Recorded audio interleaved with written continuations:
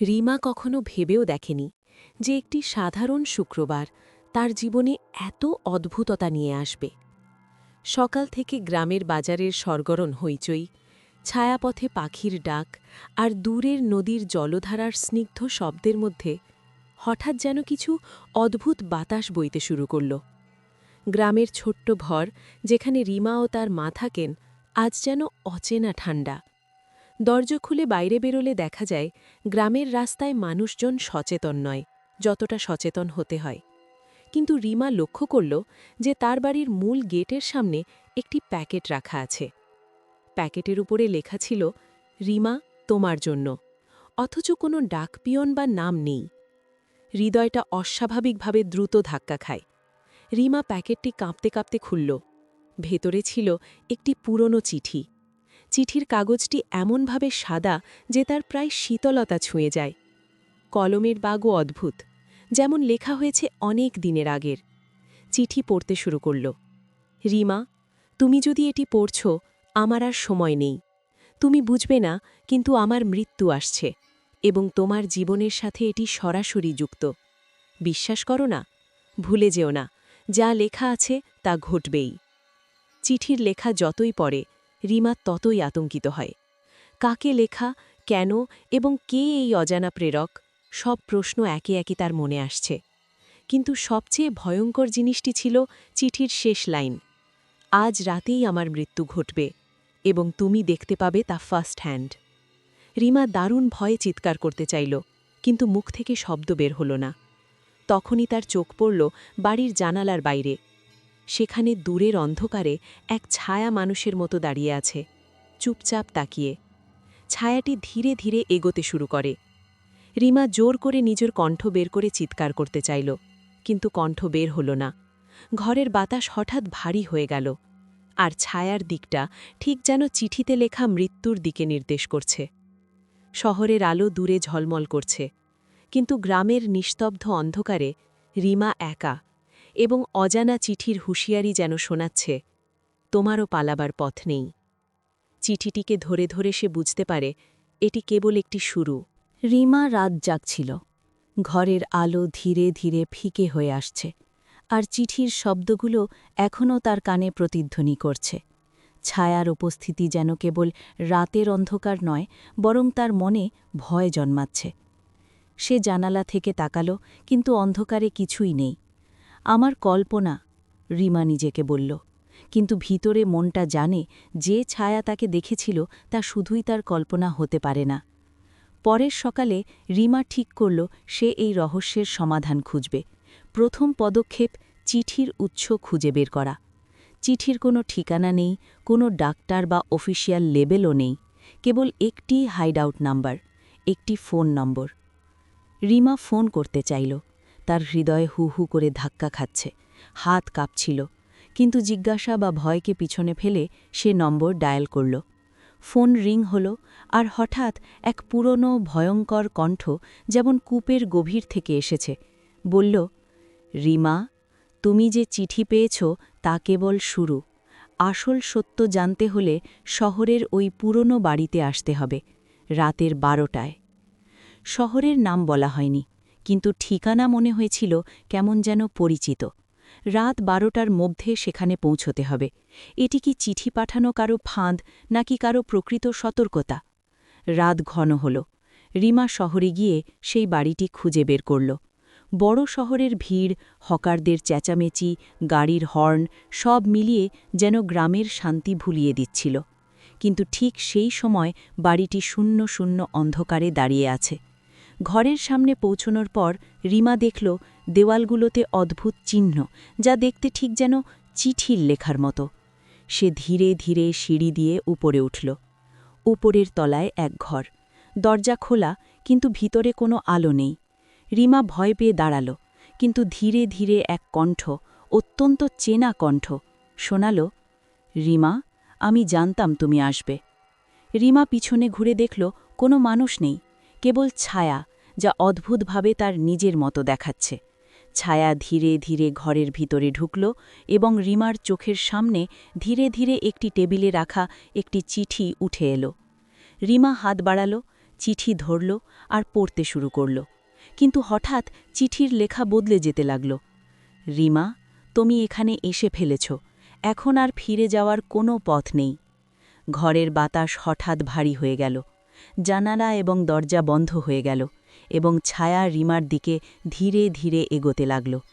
রিমার মনে হল যেন পৃথিবীটা তার ভয়ে জমাক বাঁধছে। সে চিৎকার করতে চাইল, কিন্তু আবারও কণ্ঠ বের হল না। আর তখনই হঠাৎ ছায়ার মুখে দেখা দিল মানুষের মতো চেহারা, কিন্তু চোখ ছিল শূন্য। রিমা বুঝতে পারল এটি কেবল ভয় নয়, এটি জীবন্ত এক চক্র, এবং সে সেই চক্রের মধ্যে ঢুকে গেছে। রিমার হাত চিঠির উপর আটকে গেল। ঘরের অন্ধকার তার চারপাশে চাপা দিচ্ছিল, আর ছায়া ধীরে ধীরে সামনে এগোচ্ছে। চোখের শূন্যতা, মুখের অদ্ভুত ভঙ্গি সবই দেখায় যে এটি কোনো সাধারণ মানুষ নয়। হঠাৎ ঘরের বাতাসে ফিসফিসের শব্দগুলো আসছিল চিঠি কেকে। রিমা চিঠিটা ধরে তাকালো। লিখিত শব্দগুলো নিজের অজান্তেই বদলে যাচ্ছে, যেমন কেউ তার ভয় জানে। তুমি যদি চাও বাঁচতে, আমাকে জানাতে হবে কেন আমি তোমার কাছে এসেছি, কিন্তু জানলে আর পিছনে ফিরে যেতে পারবে না। রিমার হৃদয় হু হু করে দৌড়াচ্ছে। সে চিন্তায় পড়ল, কিভাবে এমন সম্ভব? চিঠি কিভাবে কথা বলতে পারে? আর এই ছায়া কে বা কি?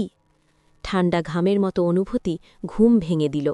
রিমা বুঝতে পারল ছায়া শুধু তাকে দেখছে না, বরং তার ভয়কে খাচ্ছে। তার মনে ধীরে ধীরে একটি স্মৃতি জেগে উঠল। গত বছর গ্রামের পাশের পুরনো বাড়িতে এক ভয়ঙ্কর মৃত্যু ঘটেছিল। সেই মৃত্যু রিমার পরিবারকেও স্পর্শ করেছিল। রিমা হঠাৎ অনুভব করল ছায়া সেই মৃতের সঙ্গে যুক্ত। না, এটি শুধু অতীতের স্মৃতি নয়, ছায়া যেন জীবিত এবং চেতনাশীল, মৃতের প্রতিশোধের প্রতীক। রিমা দ্রুত চিঠি থেকে একটি লাইন চোখে ধরল, যা আগে কখনো দেখেনি। যে ব্যক্তি চিঠি পেল সে আমার জীবনের শেষ সাক্ষী হবে। তুমি বাঁচতে চাইলে আসল ঠিকানায় যেতে হবে, নদীর ওপারের পরিত্যক্ত বাড়িতে। রিমা বুঝল ছায়া শুধু শহরের বাড়িতেই সীমাবদ্ধ নয়, এটি গ্রাম ও শহরের মধ্যে যে কোনো স্থানেই হাজির হতে পারে। শহর আর গ্রামের মিশ্রণ এখানে এক অদ্ভুত জায়গায় মিলেছে। রিমা সিদ্ধান্ত নিল সে নদীর ওপারের সেই পরিত্যক্ত বাড়ি খুঁজবে, কারণ ছায়ার সঙ্গে মুখোমুখি না হলে এটি থামবে না। রাত ঘন হল। রিমা নদীর দিকে হেঁটেই চলল। বাতাসে অদ্ভুত গন্ধ, দূরের ক্যানালের ধোঁয়া আর রাতের নীরবতা সব মিলিয়ে যেন তাকে সতর্ক করছে। নদীর ওপারে পৌঁছনোর পর দেখা গেল বাড়িটি আরও ভয়ঙ্কর। ভগ্নপ্রায় দেয়াল, অর্ধেক ভেঙে যাওয়া দরজা আর জানালা দিয়ে ভেসে আসছে অদ্ভুত হাওয়া। কিন্তু রিমা থেমে গেল না। ঘরে ঢুকতেই ছায়া তার সাথে একদম কাছে চলে এলো। রিমা দেখল ছায়া শুধুই কালো নয়, বরং তার চেহারায় তার নিজের রূপের প্রতিফলন। হঠাৎ ঘরের ফাঁকা বেয়ালে রক্তের মতো লেখা দেখা গেল, আমি অপেক্ষা করছি, তুমি কি আমাকে জানাতে পারবে, নাকি তোমার মৃত্যু হবে চুপচাপ? রিমা বুঝল ছায়া তার ভয় পরীক্ষা করছে, এবং যে কেউ চিঠির সাথে যুক্ত হয়েছে তারই মৃত্যু আসলেই অনিবার্য। রিমার মনে হল এই পরিত্যক্ত বাড়ি শুধু একটি ফাঁদ ব্যয়, এটি এক মৃত্যুর ল্যাবিরিন্থ যা তাকে গ্রাম থেকে শহর পর্যন্ত অনুসরণ করছে। রিমা বুঝল যদি সে চিঠির সত্যি রহস্য জানতে চায়, তাকে নিজের ভয়কে জয় করতে হবে। রিমা ধীরে ধীরে বাড়ির ভগ্নপ্রায় সিঁড়ি বেয়ে নামছিল। চোখের সামনে ঘরের অন্ধকারে কিছুই পরিষ্কার দেখা যাচ্ছিল না। বাতাসে অদ্ভুত শব্দ, ফিস ফিস, হাঁসফাঁস, যেন কেউ তার ভয়কে চুষে নিচ্ছে। হঠাৎ ঘরের কোণে একটি পুরনো টেবিলের ওপরে আরও একটি চিঠি পড়ে। রিমা আগ্রহের চেয়ে ভয়কে সামলাতে না পেরে চিঠি ধরল। লিখিত শব্দগুলো সরাসরি তার চোখে ভয় ঢোকাচ্ছিল। রিমা, তুমি ভেবেছ সবই শেষ। আমি জানি তোমার প্রতিটি ভয়। আমি সেই ব্যক্তি যিনি তোমার প্রতিটি নিঃশ্বাস পর্যবেক্ষণ করছে। রিমা চিৎকার করতে চাইল, কিন্তু হঠাৎ ছায়া তার সামনে ধীরে ধীরে রূপ নিল। এটি আর কোনো অজানা ভয় নয়। ছায়া হয়ে উঠল এক পুরনো পরিচিত মানুষ, একজন যাকে রিমা আগে কখনো চিনত। শহরে বসবাস করা তার প্রিয় খালা। খালা খালা ধীরে ধীরে বলল, রিমা, তুমি বুঝবে না কেন আমাকে এই পথে আনা হলো, কিন্তু সত্যি হলো চিঠি শুধুই শুরু। আমি জানতাম তুমি আমার কাছে আসবে এবং আমি চাইছিলাম তুমি সব জানতে পারো। রিমা হতবাক। তিনি কি খালা? কিন্তু খালা কেমন যেন মৃতের সঙ্গে মিলেমিশে গেছে। চোখে আলো নেই, শুধু শূন্যতা। খালা, না, ছায়া বলল, যে চিঠি তুমি পেয়েছ তা আসলে আমার পরিকল্পনা। আমি চেয়েছিলাম তুমি জানতে পারো মৃত্যু কেবল একটি পরিবর্তন। যারা ভয়কে অস্বীকার করে তারা তার বন্দী হয়। রিমা বুঝতে পারল এই পুরো ঘটনার উদ্দেশ্য শুধু ভয়কে পরীক্ষা করা। চিঠি, ছায়া, শহর, গ্রাম সবই একটি পরিকল্পনার অংশ। হঠাৎ খালার ছায়ার হাত বাড়ল। রিমার চোখের সামনে সব অন্ধকারে ঢেকে গেল। সে অনুভব করল যেন তার হৃদয় থেমে যাচ্ছে আর ছায়া ধীরে ধীরে তার ভেতরে প্রবেশ করছে। কিন্তু রিমা হঠাৎ একটি স্মৃতি ধরল, তার নিজের ভয়কে চিহ্নিত করা।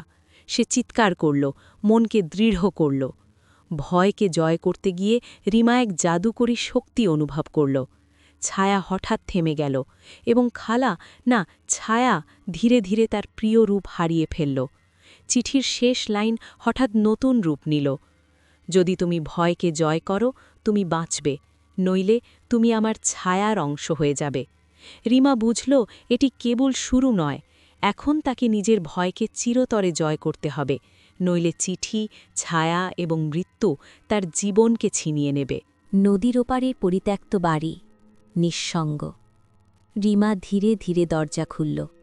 ঘরের মধ্যে বাতাস ভারী, শীতল, আর অদ্ভুত শীতলতা যেন হাড়ে গেঁথে যাচ্ছে। চিঠির শব্দগুলো এখনও তার মনে বাজছে। ভয়কে জয় করো, নইলে চিরতরে হারাবে। রিমা ধীরে ধীরে ঘরে ঢুকল। মাঝখানে টেবিলে আবারও একটি চিঠি রাখা। এবার লেখা পড়ে, আমি তোমার ভয়কে খুঁজে পেয়েছি, তুমি একা নও।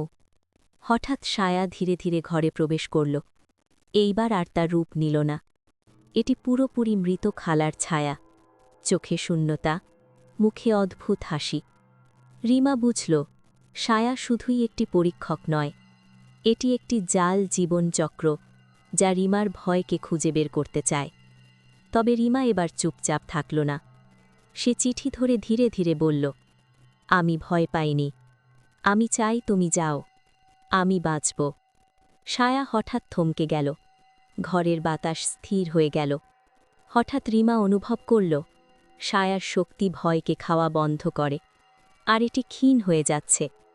চিঠির শেষ লাইনটি ধীরে ধীরে পরিষ্কার হল, যে ভয়কে জয় করে সে বাঁচে, যা হারায় সেটি চিরকাল ভয়ের মধ্যে হারিয়ে যায়। রিমা বুঝল ভয়ই ছিল মূল চাবি। ছায়া ধীরে ধীরে মিলিয়ে গেল, ঘর ফেকে আলোতে ভরে গেল, আর রিমার হৃদয় ধীরে ধীরে স্বাভাবিক হয়ে এল। কিন্তু ঠিক তখনই ঘরের এক কোণে নতুন চিঠি দেখা দিল। এবার লেখা, তুমি বাঁচলে অন্য কেউ শুরু করবে, চক্র কখনো থামে না। রিমা কাঁপল। সে জানল যে ভয়কে সে জয় করেছে তা শেষ নয়, শুধু চক্রটি পরবর্তী লক্ষ্য খুঁজছে। রিমা ধীরে ধীরে বাড়ি থেকে বের হল। শহরের আলো আবারও তাকে স্বাগত জানাল। গ্রামের শান্তি দূরে, কিন্তু এইবার তার মনে ভয় আছে এবং এক ধরনের শক্তিও আছে। সে বেঁচে গেছে, কিন্তু জানে ভয় কখনো সম্পূর্ণভাবে হারানো যায় না। রিমা নদীর তীরে দাঁড়িয়ে চিঠিগুলো পকেটে রেখল। হাওয়া ফিসফিস করছিল, নদীর জল ঘোলা। সে চাইল না ফিরে তাকাতে, কারণ জানে যে চিঠি, যে ছায়া, তা সবসময় তার পাশে থাকবে। শেষ দৃশ্য, রিমা ঘরে ফিরেছে। জানালার বাইরে দূরের অন্ধকারে আরেকটি ছায়া ধীরে ধীরে দেখা দিল। চিঠির নতুন লাইন কানে ফিসফিস করল, পরবর্তী। গল্প শেষ হল, ভয় ও রহস্য রেখে।